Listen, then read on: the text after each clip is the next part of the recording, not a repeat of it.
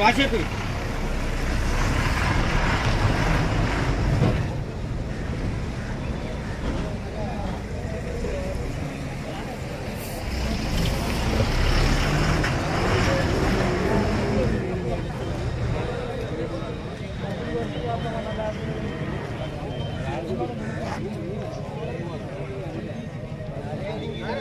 శేఖర్ రెడ్డి ఈ Manuguru depot air bus డ్రైవర్ని 10వ తారీఖు డ్యూటీకి వచ్చా.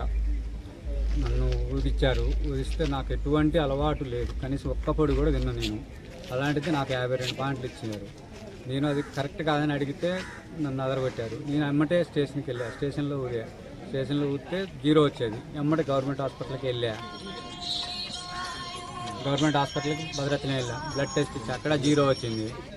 దాన్ని తీసుకొచ్చి చూపిస్తే మాకు బయటది మాకు సంబంధం లేదు, మా డిపోదే మాకు ముఖ్యమని డిఎం గారు మాట్లాడుతారు. ఎంత రిక్వెస్ట్ చేసినా ఆయన మండు వైఖరిగానే ఉన్నాడు. కాబట్టి మా డ్యూటీ ఏదో మాకు దాని మిషన్ని ప్రాబ్లమ్ని మమ్మల్ని సెట్ చేయమని కోరుకుంటాను. నా పేరు నాగేశ్వరరావు, మిడిదొడ్ల. ఐఎఫ్టీ అనుబంధ ఎయిర్ బస్ డ్రైవర్ల సంఘానికి నేను గౌరవాధ్యక్షుడిగా కొనసాగుతున్నా. 10వ తారీఖు నేలపట్ల రాజశేఖర్ రెడ్డి అనే డ్రైవరు డ్యూటీకి వెళ్ళడం కోసం వచ్చినప్పుడు బ్రీతింగ్ ఎనలైజర్ ద్వారా తనకున్న ఆల్కహాల్ పర్సెంటేజ్ ఏముందని చెప్పి టెస్ట్ చేశారు.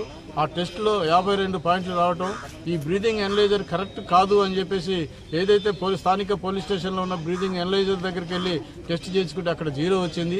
ఆ 0 వచ్చిన దాన్ని కూడా ఈ డిపార్ట్మెంట్ అధికారులు పరిగణలో తీసుకోకపోవడం వల్లనే ఏరియా హాస్పిటల్ పోయి బ్లడ్ టెస్ట్ చేయించినా కూడా 0 వచ్చింది అక్కడ బ్రీతింగ్ ఎనలైజర్ ద్వారా.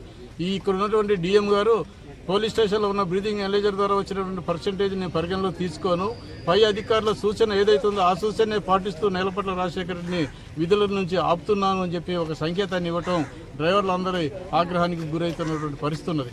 ఇదే విషయాన్ని ఇట్లా కొనసాగితే కూడా ఇక్కడ ఉన్నటువంటి బ్రీతింగ్ ఎనలైజర్ని కొత్తదాన్ని తెప్పించటమా, ఇప్పుడు ఉన్నదాన్ని పక్కకు పెట్టడమా, ఏదో ఒక నిర్ణయం తీసుకొని డిఎం గారు మాకు ఏదైనా హామీ ఇస్తేనే ప్రయాణికుల సౌకర్యార్థం బళ్ళు తీస్తామని చెప్పేసి డ్రైవర్లు అందరూ కూడా ఏకకంఠంతో ఇక్కడ నిలబడి ఉన్నారు.